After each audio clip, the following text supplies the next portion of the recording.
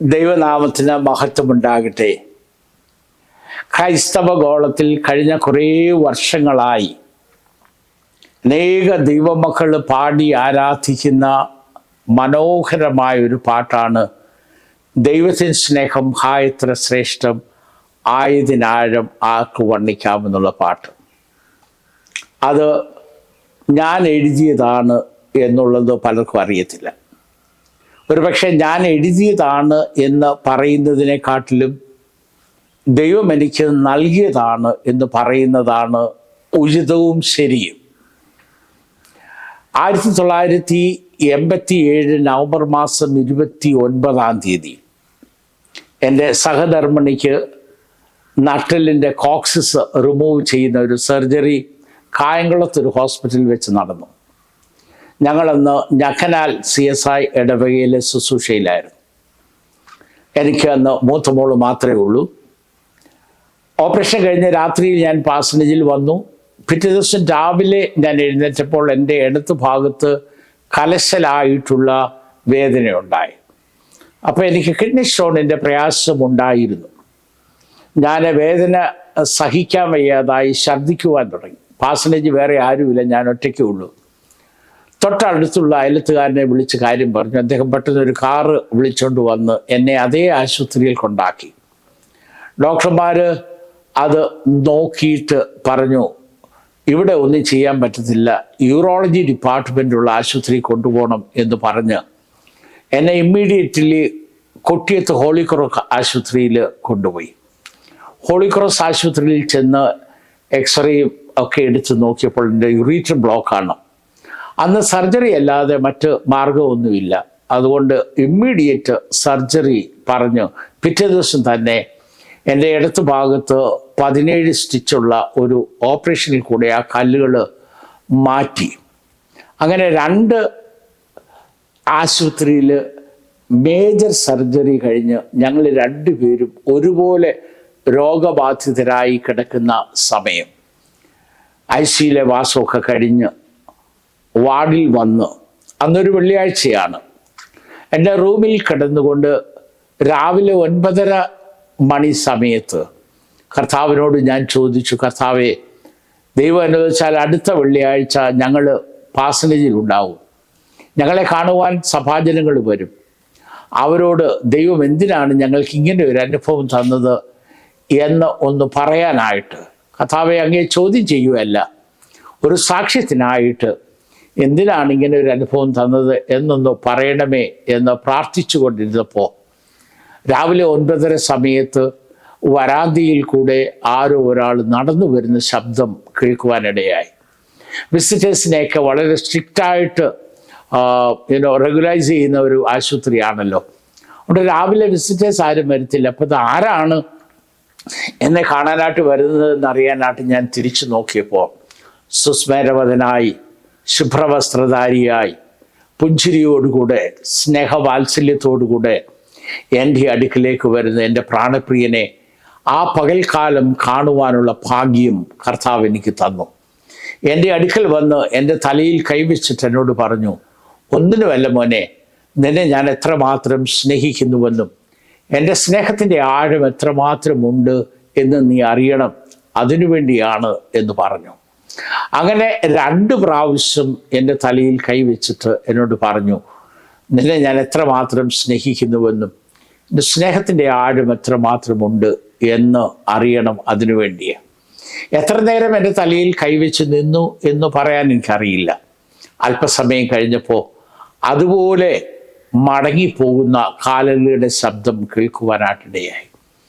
എൻ്റെ ശരീരത്ത് അപ്പോഴും ട്യൂബൊക്കെ അവിടെ ഇവിടെയൊക്കെ ആയിട്ട് കണക്ട് ചെയ്തിട്ടുണ്ട്. എന്നിരുന്നാലും ആത്മവിവശനായി, ആത്മനിറവിൽ ആ കിടക്കയിൽ കിടന്നുകൊണ്ട് ഞാൻ പാടിയ പാട്ടാണ് ദൈവത്തിൻ സ്നേഹം ആയത്ര ശ്രേഷ്ഠം ആയതിനാഴം ആർക്കു വർണ്ണിക്കാം ജീവിത ക്ലേശ ഭാരങ്ങൾ മാറ്റി നിഞ്ചാരേത്തും സ്നേഹകരം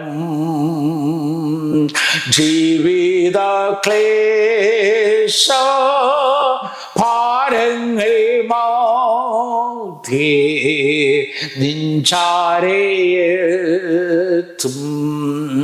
സ്നേഹകരം ജീവിത ഭാരങ്ങളേറിടുമ്പോ രോഗത്താൽ ഭാരം തകർന്നിടുമ്പോൾ ജീവിത ഭാരങ്ങളേറിടുമ്പോ രോഗത്താൽ ഭാരം തകർന്നിടുമ്പോ ഭയം വേണ്ട ഞാൻ നിന്നോട് കൂടെ ഉണ്ടെന്നുറച്ച ക്രൂശിൻ സ്നേഹം ഭയം വേണ്ട ഞാൻ നിന്നോട് കൂടെ ഉണ്ടെന്നുറച്ച ക്രൂശിൻ സ്നേഹം ഉറ്റവർ നിന്ദിച്ചു തള്ളിയിടുമ്പോ ശിക്ഷ വിധിച്ചു രസിച്ചിടുമ്പോൾ ഉറ്റവർ നിന്ദിച്ചു തള്ളിയിടുമ്പോ ശിക്ഷ വിധിച്ചു രസിച്ചിടുമ്പോ പെറ്റമ്മ പോലെ കൈകൾ പീഡിച്ചു മാറോടാണയ്ക്കും ദിവ്യ സ്നേഹം പെറ്റമ്മ പോലെ കൈകൾ പീഡിച്ചു മാറോടാണയ്ക്കും ദിവ്യ സ്നേഹം മരുഭൂവിൽ വാടിത്തളർന്നിടുമ്പോ ഛേദനയാറ്റു പതിച്ചിടുമ്പോൾ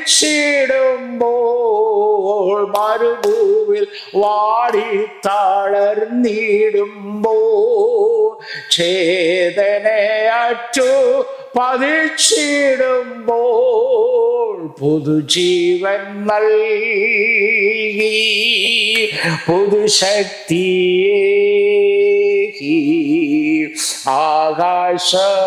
ആകാശമധ്യേ ഉയർത്തും സ്നേഹം പുതുജീവൻ നൽകി പുതുശക്തിയേകി